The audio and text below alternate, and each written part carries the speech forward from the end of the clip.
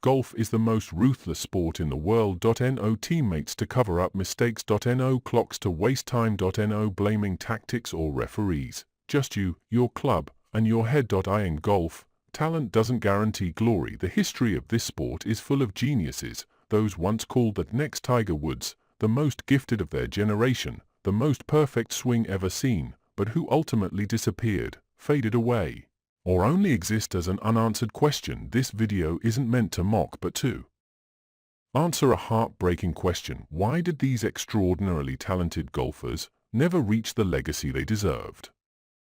Rickie Fowler was once an icon of a new generation. A youthful style, blazing attire. A friendly smile and a swing so smooth it captivated coaches. He was ranked in the top 5 in the world, a mainstay of the Ryder Cup, consistently appearing in the top 10 of majors, but never won a major. Fowler's problem wasn't a lack of talent, but that he reached his peak too early. At a very young age, he had almost perfected everything: technique, mentality, reputation. Golf doesn't reward those who are good enough.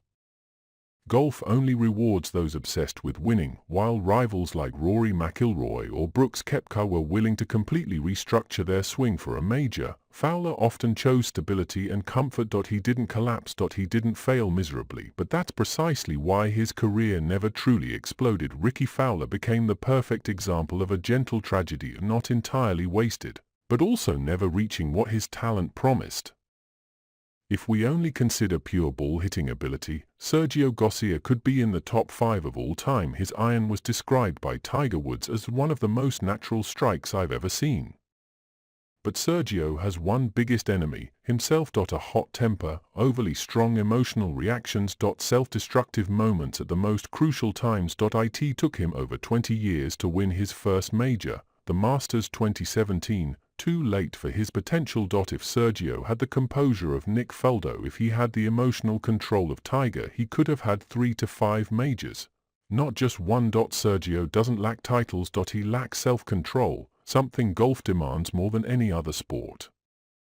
Michelle Wie is a true genius. At 14, she beat professional male golfers. At 15, the media dubbed her the female Tiger Woods.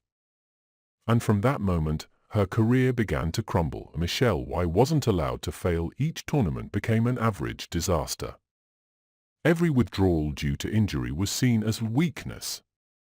Her body was pushed to compete too early. Her mentality was worn down by unrealistic expectations. She won majors, but never reached the peak that her teenage talent promised. Michelle Wie didn't waste her talent. The golf system and the media wasted her.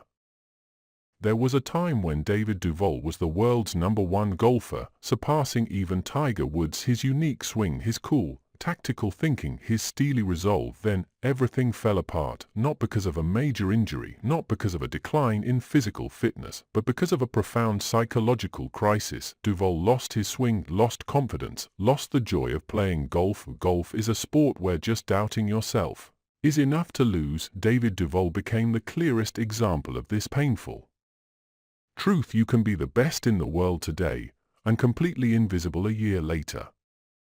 Rory McIlroy is not a failure. He is a future Hall of Famer, but if we consider his true potential, he should have been the next Tiger Woods. A powerful swing, the modern physical fitness, perfect technique. Rory's problem is a lack of direction and identity. He constantly changes swing, coach, game strategy, golf philosophy. While legends build a fixed identity, Rory seeks absolute perfection, something that doesn't exist in golf. He wins many, but years pass and the majors remain stagnant. Rory McIlroy isn't wasting his talent. He's being distracted by his own immense talent. Jason Day was once a winning machine at majors, world #1. Devastating form, but his body couldn't handle the intensity of top-level golf. Back injury, vertigo problems. A feeling of imbalance when putting. Golf isn't like soccer, you can't play it rough. Just 5% loss of feel and you're out of the top 100. Jason Day is a victim of modern golf being too harsh on the human body.